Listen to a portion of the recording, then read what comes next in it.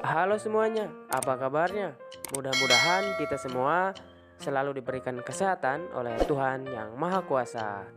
Tetap jaga kesehatan ya, dan jangan lupa pakai masker jika mau keluar. Dan tentunya lindungi diri kita dan keluarga kita dengan cara tetap di rumah. Jaga kesehatan sama rajin cuci tangan ya. Love you.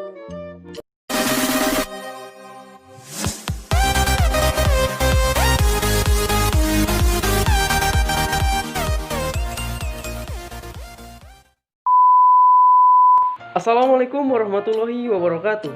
Hello everyone, how are you today? I hope you all are well and healthy.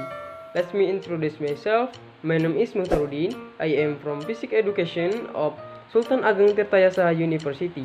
And in this video, I will explain about the physics material about impulse. Let's study physics. Let's go!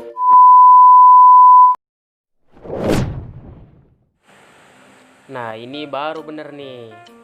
Nah, teman-teman, di sini kita akan bersama-sama mempelajari tentang impuls ya. Sebelum kita masuk ke materi, saya punya video nih. Silahkan ditonton terlebih dahulu ya. Gimana? Pada kaget ya? Ayo. Wajar kalau kaget berarti sama-sama normal. Kembali ke materi ya. Telah kita ketahui bersama bahwasanya suatu benda diam itu menjadi bergerak ketika ada gaya ya, atau F.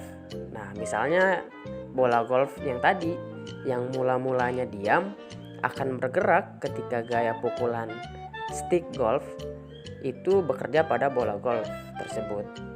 Maka akan terjadi perpindahan. Dan di situ juga ada gaya yang diberikan oleh stick golf. Nah, gaya pukulan stick golf itu yang pada bola golf termasuk gaya kontak yang bekerja hanya dalam waktu yang singkat. Nah, gaya seperti ini disebut dengan gaya impulsif. Nah, perkalian antara gaya F tersebut dengan selang waktu atau delta T itu disebut dengan impuls. Nah, berarti secara matematis impuls dapat dituliskan sebagai berikut. I sama dengan F dikali delta T. Dengan I sendiri adalah impuls, F-nya itu gaya impulsif, dan juga delta T merupakan perubahan waktu. Nah, impuls kan tadi udah dibilang ya bahwasanya impuls itu perkalian antara F dengan delta T. Nah, karena F itu atau gaya itu merupakan besaran vektor dan juga delta T merupakan besaran skalar, maka impuls ini termasuk ke dalam besaran vektor. Karena skalar dikali vektor adalah vektor. Dan arah impuls I searah dengan arah gaya impulsif F. Jika gaya impulsif F yang berubah Nah, sekarang supaya lebih paham kita langsung saja ke contohnya ya. Jadi di sini saya punya contoh.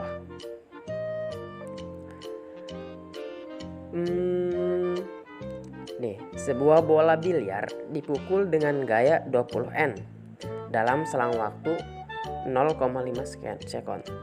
Nah, tentukan impuls yang bekerja pada bola biliar tersebut. Nah, kan diketahui ya, F-nya itu kan 20 Newton. Kemudian selang waktu berarti delta T-nya itu 0,5 second. Yang ditanyakan di sini adalah I atau impulsnya sendiri. Jadi jawabnya itu adalah tadi rumus yang tadi, I sama dengan F dikali delta T. F-nya 20 Newton dikali delta T 0,5 second. Jadi hasilnya 20 dikali 0,5 yaitu 10 Newton second. Nah, jadi besarnya impuls yang bekerja pada bola biliar tersebut adalah 10 ns. Tadi sudah dipelajari ya tentang beberapa contoh soal, mudah-mudahan dapat dimengerti dan dipahami. Nah, untuk selanjutnya adalah aplikasi impuls dalam keseharian dan teknologi. Nah, manfaat impuls sendiri bagi kehidupan sehari-hari. Nah, tentunya jika ada suatu teori atau suatu apapun itu, jika nggak ada manfaatnya buat sehari-hari dan tidak ada manfaatnya buat kehidupan, ya buat apa gitu. Nah, sekarang kita akan membahas tentang manfaat daripada impuls sendiri. Nah, yang pertama ada helm ya. Kita lihat di sini ada helm. Nah, pertanyaannya nih, mengapa di bagian dalam helm selalu ada gabus atau spons? Nah, jawabannya adalah ketika kita terjadi benturan, misalkan impuls yang dihasilkan oleh helm tanpa spons dan helm dengan spons adalah sama, tetapi selang waktu kontak antara helm dengan spons lebih lama dibandingkan dengan helm tanpa spons. Nah, hal ini akan menghasilkan gaya impulsif yang lebih kecil. Nah, gaya impulsif yang lebih kecil ini akan memberikan rasa sakit yang lebih kecil juga, sehingga helm dengan spons akan mengurangi rasa sakit jika terjadi benturan, ya kan? Nah, terus ada juga yang selanjutnya nih, mengapa pertandingan atau latihan judo selalu diadakan di atas matras? Nah, jawabannya adalah ketika pejudo dibanting di atas matras atau lantai, impulsnya itu tetap sama, tetapi karena selang waktu kontak antara punggung pejudo dan matras berlangsung lebih lama daripada antara punggung pejudo dan lantai, maka gaya impulsif yang dikerjakan matras pada punggung lebih kecil daripada gaya impulsif yang dikerjakan lantai pada punggung. Benar nggak? Nah, sebagai akibatnya pejudo kalau misalkan dibantingnya di lantai itu akan terasa lebih sakit dibandingkan menggunakan matras. Nah, untuk yang terakhir kita lihat di sini ada pertanyaan juga nih,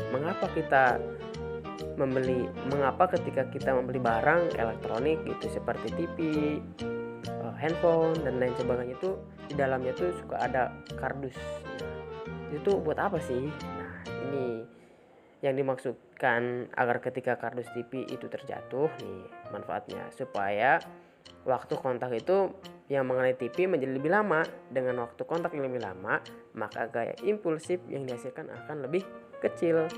Nah, gaya impulsif yang kecil itu akan memungkinkan kerusakan TV bisa dihindari. Nah, gitu. Mungkin pemaparan materinya cukup sekian ya, mudah-mudahan bermanfaat, terkhususnya buat saya yang lagi belajar dan juga buat teman-teman sekalian. Kekurangannya saya mohon maaf. Wassalamualaikum warahmatullahi wabarakatuh.